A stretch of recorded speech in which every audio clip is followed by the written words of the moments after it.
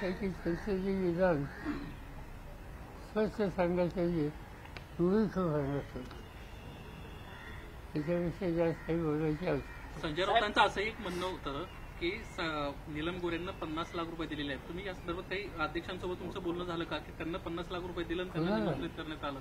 साहित्य संमेलनाला करण्यात आली. साहित्य संमेलनासाठी 50 लाख रुपये नीलम गोऱ्हेंना दिले आणि त्यानंतर असं संजय राऊतांना आरोप केलेला.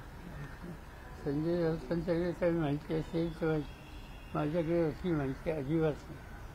साहेब, दिल्लीत एक भेट झाली, तुम्ही आणि पंतप्रधान नरेंद्र मोदी एकाच मंचावर होतात. त्यावेळीचे जे हावभाव होते, तुमच्यातले संवाद होते, तुम्हाला त्यांनी पाणी दिलं, खुर्ची दिली बसायला, त्यातून बऱ्याच राजकीय चर्चा सुरू झालेल्या आहेत. त्याबद्दल एक काय? केजरीवाल खुर्ची दिली, भविष्यात त्याचं काय? केजरीवाल काही दिलं. तुमची जवळ वाढते भाजपसोबत अशी चर्चा म्हणून एक तुम्ही दोन प्रादेशिक पक्ष म्हणून एकत्र आहात. भेटत नाही.